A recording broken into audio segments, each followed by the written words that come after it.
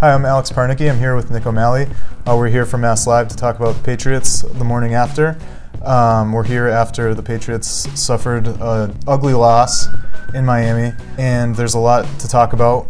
After the game, Belichick was addressing the media, and when asked if it was a trap game, he just kind of brushed it off and said, "Give me a break." You know, he was frustrated. I mean, what do you think about the concept of it being a trap game with them, you know, have the Steelers next week? Maybe their minds weren't into it.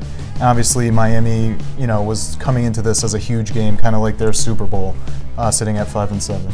There was a lot of talk heading into the game about this being a potential trap game, but the reason that Belichick was so snippy is because that's kind of their whole mantra, just 1 week at a time, do your job, that sort of thing. So that would really it's very un-Belichickian sort of approach to a game, and I really don't think that they would overlook an opponent like that, because this is a trap game, not because the Patriots are overlooking it, because this is sort of their kryptonite game, this sort of Monday night game down in Miami. There's a stat going around before the game that Brady was 7-8 on games in Miami. Now that's 7-9, which is it's a total outlier. And anything where Tom Brady in a certain set of games is under 500 or has a losing record, that's a real exception to the rule. And the Patriots just under Brady and Belichick just haven't been good in Miami, so they knew that heading in, and so I'm sure Belichick was drilling that into their heads heading into the game. To say this was a trap game and the Patriots didn't play, or overlooking the Dolphins, is kind of an insult to the Dolphins, because the Dolphins played really well last night. The Patriots didn't play great.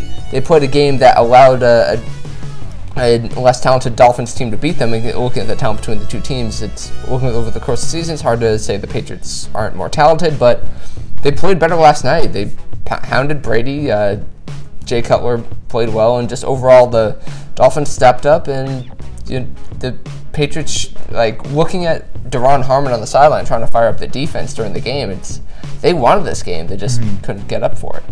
So Brady, like you said, 7-9 in Miami now. I mean, they were really struggling on offense.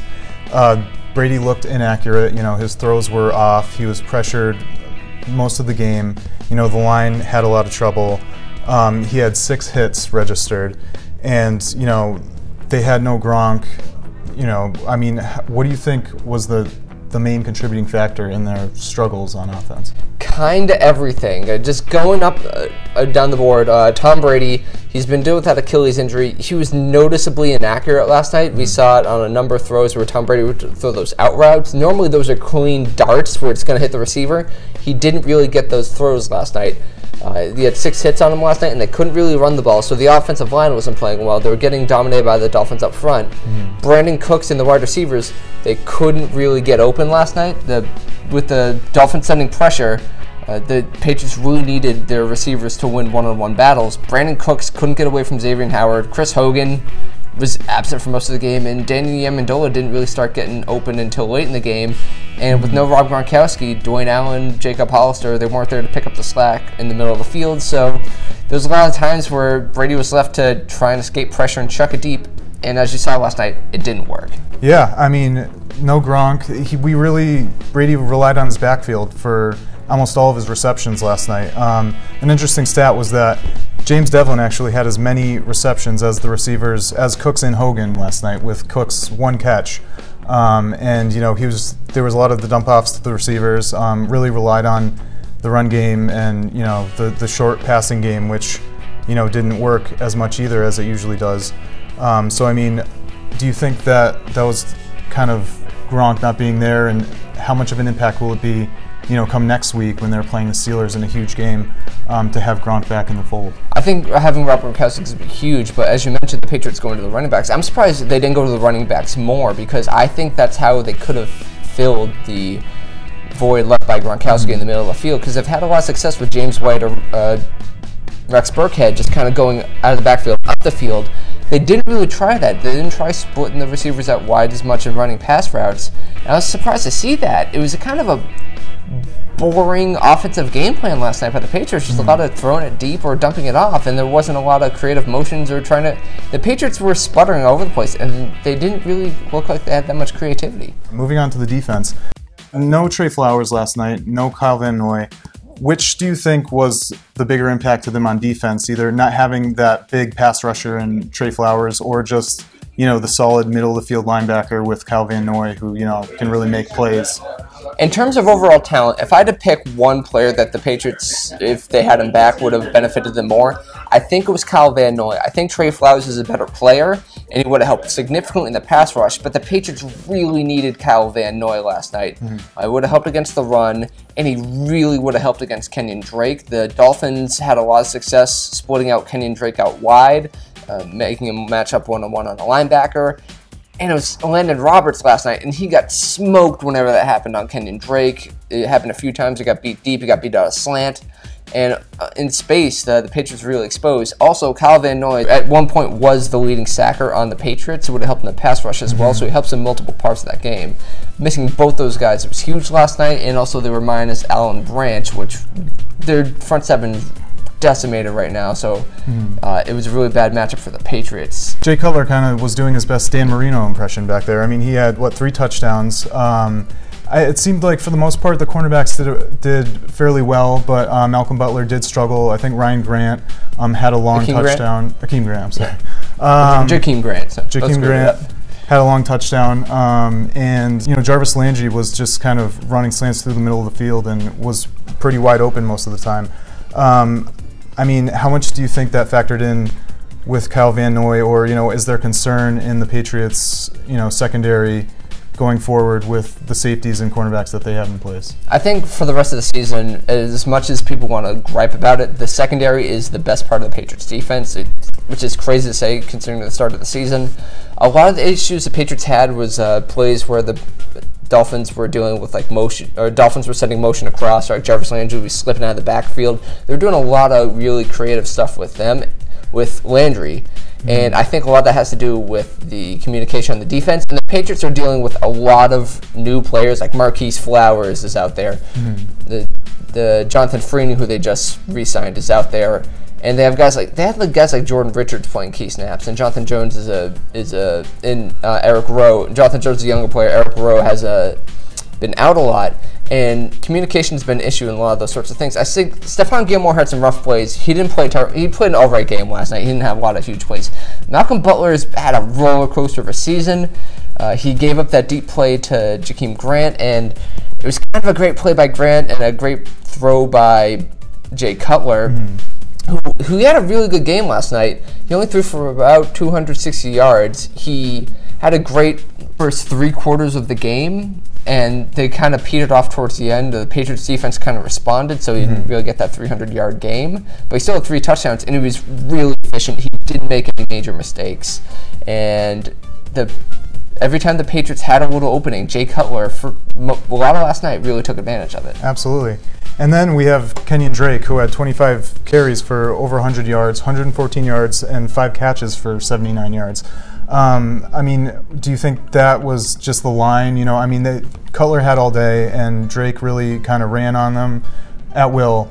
Is that a concern going forward? If Trey Flowers and Kyle Van Noy are out for a long stretch of time, and Allen Branch, yeah, it's a major concern. But oddly enough, it seemed like the Dolphins had a lot of success running the ball. I think they averaged about 4.6 in that area, yards per carry. That's actually an above-average game for the Patriots. They're dead last in the league in yards per carry, given up at 5.1, or they were heading into the game.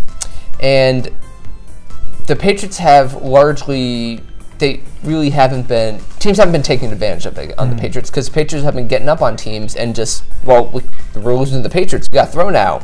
They were behind against the Dolphins, and the Dolphins, they were ahead, and the Patriots can't stop the run. Allen Branch is out. I'm surprised they didn't run it more. Absolutely, and another interesting thing that happened in the game, Jarvis Landry was, tearing it up. He had 2 touchdowns, and on one of his touchdowns, he got fired up, threw the ball on the ground, and started deflating the football in the end zone before his little touchdown dance.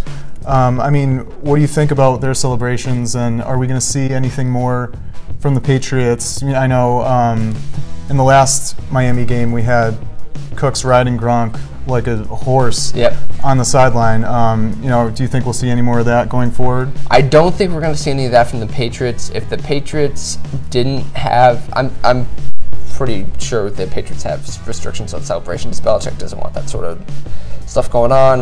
He'll add, let players get fired up and celebrate, but any sort of choreographed stuff, it's sort of stuff that he doesn't want to deal with. It's it would something he would likely perceive as a distraction, and choreograph that stuff. So that's a waste of time football-wise in his eyes. The Landry play, if you're not a Patriots fan, it's entertaining as heck. After the game, he said that it was an allusion to ball deflation. It was a like Migos and Nicki Minaj song. It was something about the lines of like, let me take some air out of the ball so I can flex. I'm unfamiliar with the song, but he did admit after the game, yeah, he was deflating the football. It was a dig at the Patriots. Ouch. Like, so added insult to injury, but big deal. Yeah, if you don't want him doing that celebration, then don't let him score. We'll see you in the playoffs, but probably not because they probably won't make it. So. Who are your favorite teams for celebrations? And I think the two best teams for celebrations are the Eagles and the Vikings. The Vikings have been doing Duck, Duck, Goose, or I guess they call it like Duck, Duck, Gray Goose up there, Gray Duck out there. I don't know. It's Minnesota. It's weird. But any sort of stuff that involves like the whole team. Anytime there's like a receiver scores a touchdown and like you get in the offensive line involved, I think it's fun. I'm all for fun.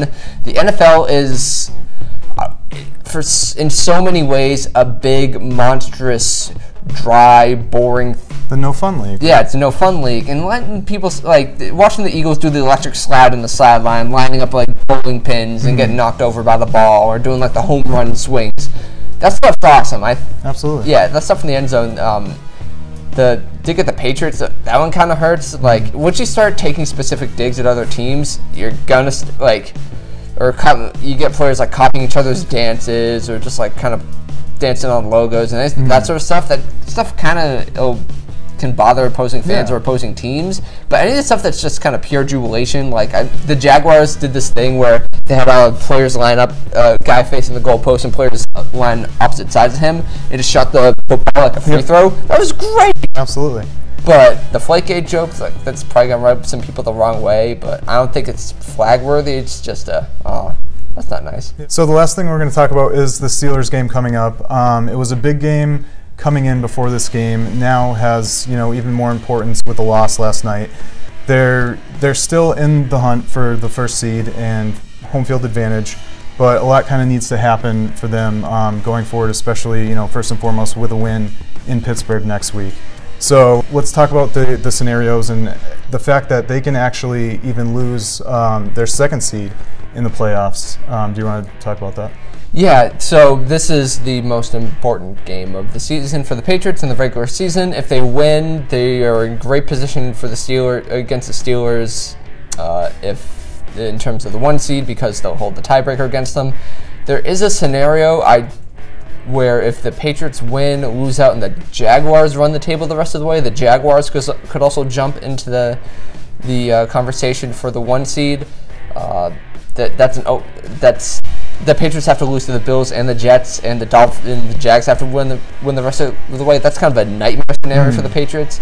Right now, their focus is going to be on the Steelers, and if the defense plays like it did early on, like it did against the Dolphins, it's going to be rough because Antonio Brown is fast like Jakeem Grant and makes great plays in the ball. It's going to be tough for whoever they have on them. There's a great retinue of receivers. And if the Patriots couldn't contain Kenyan Drake last night, Le'Veon Bell is going to be a nightmare for them. Absolutely. And I'm really curious to see how the Patriots' offensive line responds after last night's game. The Dolphins have a great pass rush. The Steelers have a great overall defense. They don't have a guy like Cameron Wake or Ndamukong Suh up there, but they have a lot of really talented players. So I'm really curious to see if they can respond and keep Brady upright. Going into Pittsburgh next week, it's going to be a huge game.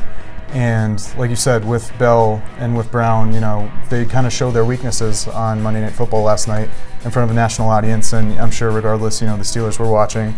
And so they're going to plan against it. And so hopefully, they can get that stuff fixed up in the next week and go out there fired up. I mean, maybe it's a good thing that they lost this week because it'll give them the opportunity to, collect themselves and get that much more fired up. There's spots where the Patriots just kind of have a dud, and it just kind of gives Belichick and the coaching staff that fuel to just you were not that good. People you may hear people say you're the best team. People in the media say, Patriots going to coach to the AFC. So Belichick has the opportunity to just trash this team in the film room this week, which might be better for the Patriots in the long run, lay a dud and kind of rekindles the fires and gets the team re-motivated heading down the stretch. this sort of game where they just kind of have a flop at the end of the season, it's not the worst case scenario. Like the Patriots can bounce back from this. Right. If they'd have another dud against the Steelers, then it's a real concern. But dropping one game against in a spot where we've seen this team struggle before, it's not cause for too much panic. All right, that'll be it. Thanks a lot, guys. This is Nick O'Malley, and I'm Alex Parnicky. We're here from MassLive, so stay tuned to MassLive.com all week for coverage leading up to the huge game in Pittsburgh next week.